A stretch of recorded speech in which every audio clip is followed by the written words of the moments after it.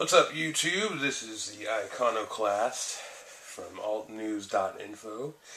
I wanted to show my go bag, my bug out bag as they call them.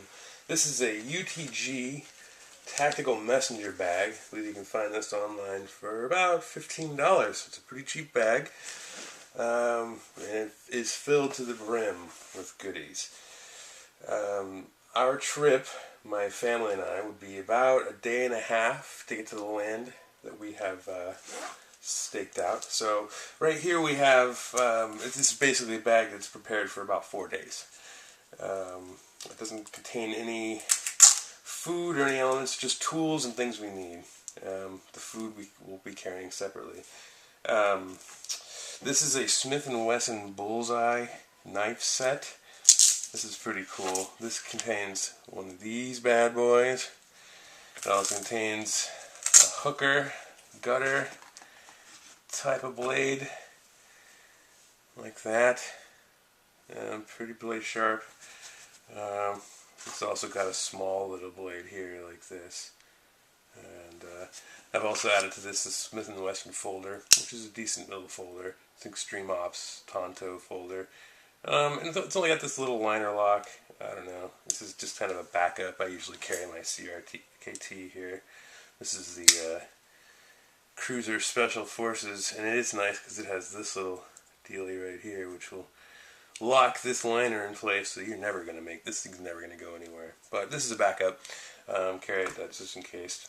These serrated little edges here, I always get these on my folders just because if you're out in the wilderness, just having one of these isn't going to do much for you. You can cut small wood and bits of things with those. So I really like the CRKT a lot better. This is one I carry. Yeah, there's other stuff in the bag. Let me take a look and see about that here in just a second. Put this aside. So one thing I think a lot of people neglect to include in their go bags. Well, a lot of people include knives, but not a lot of people include these little things, which is a really nice little thing to have. You can pick this up for about $3, I think. It has a coarse edge, which is a coarse carbide, and it's got the fine ceramic, which is really nice. Let's keep your blades nice and edged while you're on the road.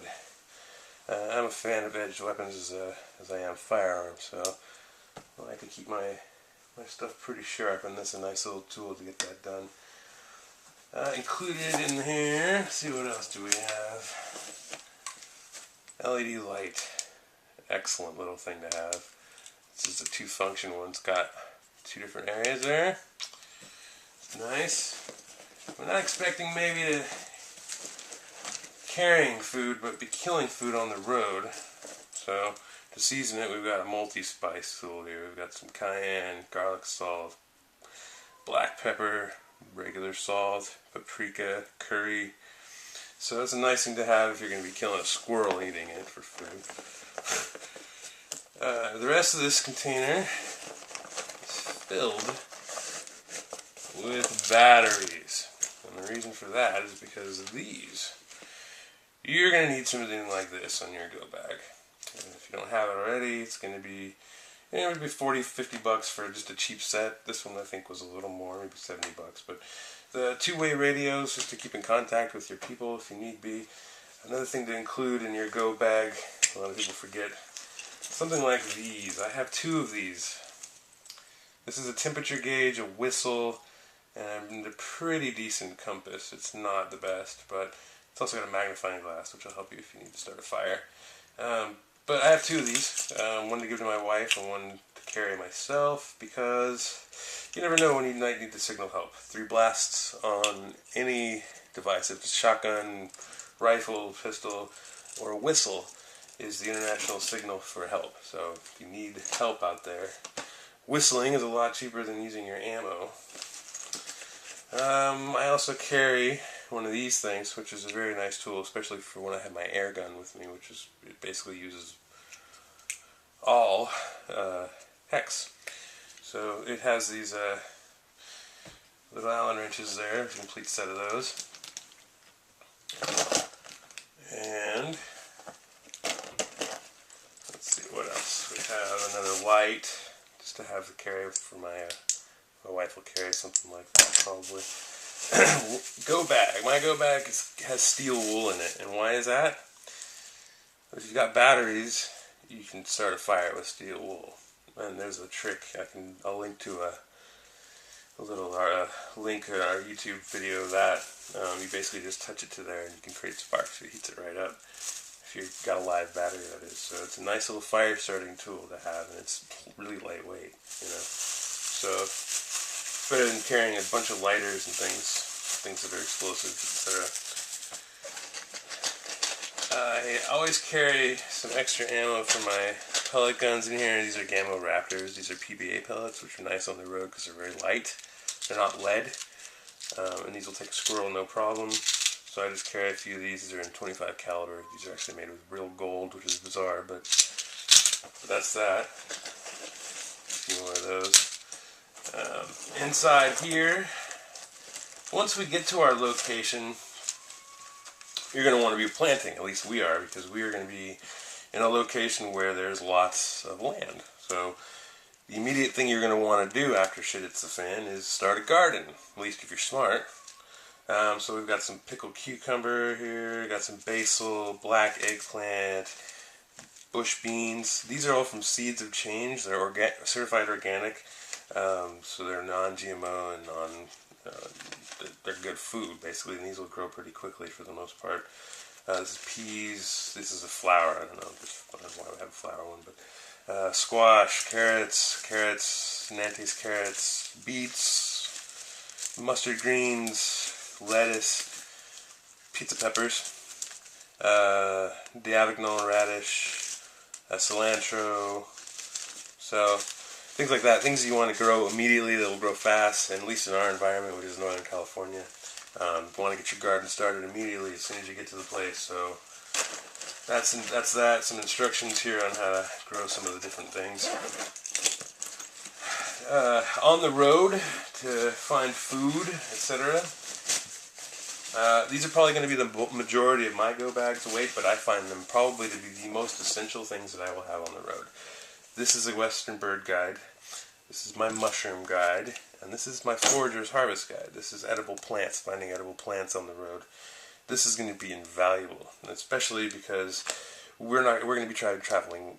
We're going to be traveling light, so we need to find things on the road: mushrooms, edible plants, and different birds that we can kill to get food. And these weigh about 9 pounds, I'd imagine. So that's probably the majority of the weight in this bag. But I think, like I said, probably one of the most important tools we have in there. Included also in here, I have my concealed carry case for my firearm, my Glock 23. This is a Bianchi leather inside the belt, concealed carry holster, which is pretty cool. Let's see what else. I put something else in here, which is very handy. Camp matches, waterproof. Need to have these. Even if you have your steel wool with you, you need some matches around. They're very handy. You can harvest the phosphorus for them and then make incendiary ammo. You can put into your pellet. If you have a hollow point bullet, you can actually create the incendiary ammo, which is pretty bizarre, but you can do it. Phosphorus on those things is invaluable. Over here, we have, this is sealed up, but this is potassium, this is potassium iodide. This is in case of a nuclear attack. If there's imminent nuclear radiation and there's iodide in the air, this is going to be extremely valuable to have. This is an adult supply. I'm going to put a link in the description of where to get this stuff. Especially with the recent stuff with Fukushima going on, we haven't used this, but we've thought about it. We really were wondering at a certain point whether or not we should have. But if there's a particular nuclear meltdown, there's a couple of nuclear plants in our area, this is going to be extremely valuable. Moving on, we've got some, I'm going to get a refill on this, but this is antibiotics. This is not labeled, it needs to be labeled. But this is antibiotics. This is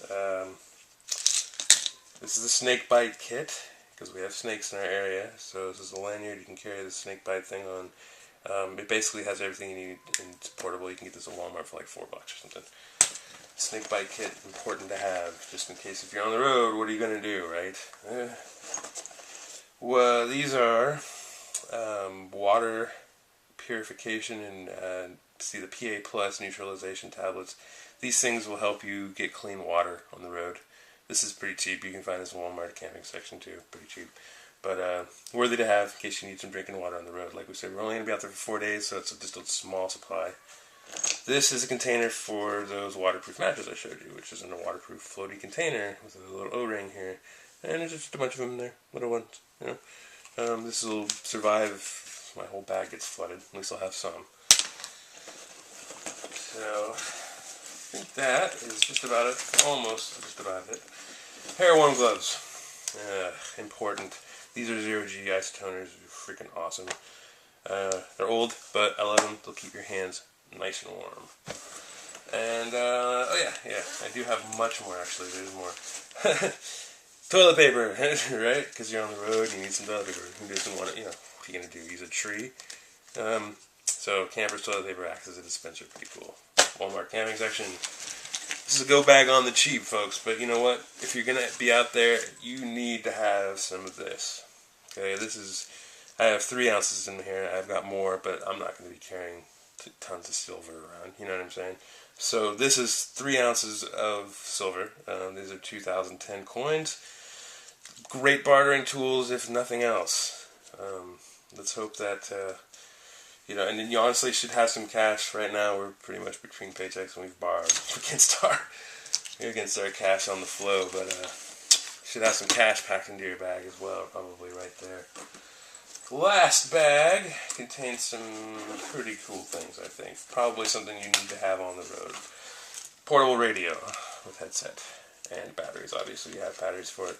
I've got some of these really nice Energizer Ultimate batteries that go in here, and they also go in here, which is a headband light. This is the best one I think you can get. It's a 1 watt LED light. It's not in there right now, obviously, but once you have the batteries in there, this thing is bloody bright. It's got 2 LEDs that are red on the side, which would be nice for being at night if you don't want to make a lot of light. And let's face it, you know, you don't want to be out there saying hello to the world when you're in shit hits the fan and you're out there at night with your family. So red on your head at night will keep your family able to see in front of you and not give your position away to everybody in the world. So that's a basic introduction to my go bag. This place also has a room for a firearm back here, but I'm not sure if I want to wear that. This is actually quite light as it goes. It's about, I'd say about 12 pounds all in all, with all this gear. And it fits right over here. It's a shoulder messenger bag. It goes around the side, and you can just mount it easily up on your back. I didn't explain this, but this is for my AR-15. This is my bullet button, which, you know, honestly I'm not going to need. I'm just going to switch it over. If shit hits the fan, I'm not going to care about California law, but it's nice to have this tool around, just in case, I guess. So that's pretty much my go bag. Like I said, very short journey. We're going to take it to out in the wilderness, and this thing has an incredible amount of space for being only about $15. It can hold a tremendous amount of stuff. So that's my YouTube. I'm Iconoclast. That's my YouTube video on my go bag. And thank you for watching. Cheerio.